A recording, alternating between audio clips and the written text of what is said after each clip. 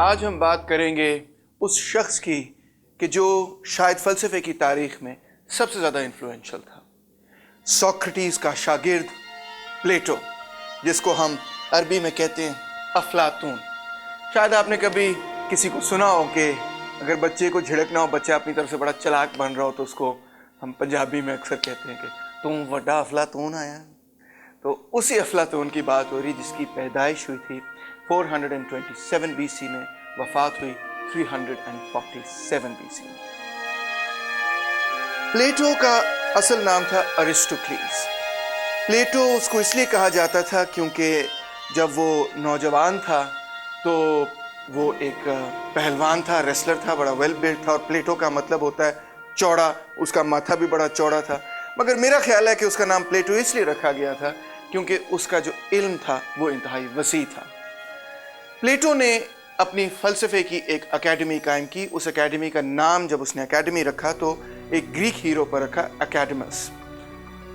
اب اکیڈمی کا جو لفظ ہے وہ ہر اس ادارے کے لیے استعمال کیا جاتا ہے کہ جہاں پہ لکھائی پڑھائی کا کام کیا جائے۔ مثال طور پہ یونیورسٹیز کو بھی ہم اکیڈمیز کہتے ہیں، جو لوگ یونیورسٹیز کے اندر پڑھاتے ہیں ان کو ہم ایکیڈیمکس کہتے ہیں۔ یہ سب ہم نے پلیٹو سے ہی۔ پلیٹو نے اپنی اکیڈمی، جس کی کچھ روئنز آپ یہاں پر دیکھ رہے ہیں،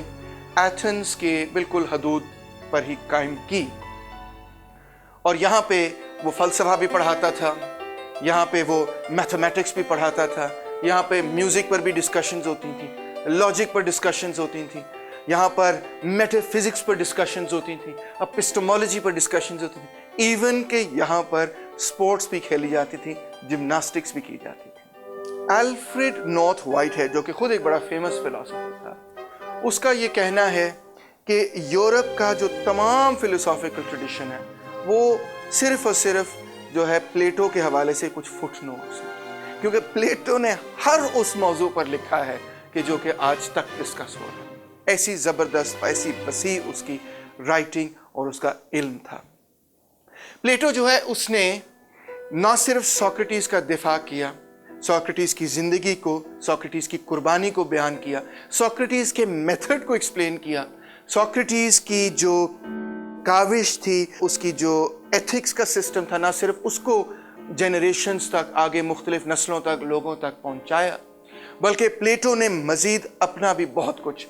جو ہے سوکریٹیز کے ساتھ جوڑ کر ہمیں پریزنٹ کیا۔ اور پلیٹو شاید وہ پہلا فلاسفر ہے کہ جو ہمیں ایک ہولسٹک فلسفی دیتا ہے، ایک کمپلیٹ سسٹم آف فلسفی دیتا ہے، جس سے میری مراد یہ ہے کہ مثال طور پہ اس کی جو اپسٹمولوجی ہے وہ بالکل جڑی ہوئی ہے، اسی سے نتیجہ نکلتا ہے کہ اس کی ایتھیکل پرنسپلز کیا ہیں، اس کی جو ایتھکس ہے اسی سے نتیجہ نکلتا ہے کہ اس کی پالیٹکس کیا ہے، جو پالیٹکس ہے وہ دوبارہ سے اس کی اپسٹمولوجی وغیرہ، مکمل ایک نظام ہے فلسفی کا۔ جو پچھلے فلاسفرز تھے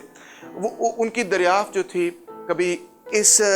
شعبے میں تھی، کبھی اس شعبے میں تھی، کبھی میتھمیٹکس میں تھی، کبھی کاسمولوجی میں تھی، کبھی ادھر تھی، مگر وہ ایک مکمل نظام نہیں بنانے کی کوشش کر رہے تھے۔ تو Plato is the first holistic philosopher in that sense.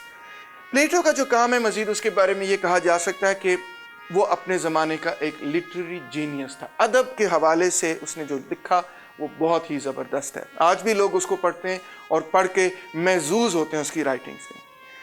Plato نے اپنی رائٹنگز جو ہیں وہ ڈائیلاگ کی شکل میں لکھی، جس طرح سے سوکریٹیز کا ڈائلیکٹیکل ایک انداز تھا، بالکل اسی طرح سے پلیٹو نے بھی لکھا کہ دو لوگوں کے درمیان ایک گفتگو ہو رہی ہے۔ اکثر اس کا جو مین کیریکٹر یا مین ہیرو ہوتا ہے وہ سوکریٹیز تھا، اور بھی تھے۔ پلیٹو نے کبھی اپنے آپ کو ایز اے ہیرو پریزنٹ کرنے کی کوشش نہیں کی، ہمیشہ اپنے آپ کو ان ڈائیلاگز میں سے باہر رکھا۔ یہ جو پلیٹونک ڈائیلاگز ہیں، اگر کبھی آپ کو موقع ملے ان کو پڑھنے کا، تو اس میں آپ یہ دیکھیں گے کہ پلیٹو کی جو ایمینس کریٹیوٹی ہے،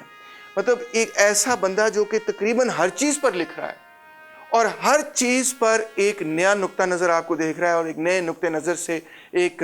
تخلیقی انداز سے آپ کو وہ اس کو پیش کر رہا ہے کہ یہ ایک واقعی فینومنل مائنڈ تھا، ایک ایسا ذہن تھا کہ جو کہ واقعی دنیا تبدیل کر سکتا ہے۔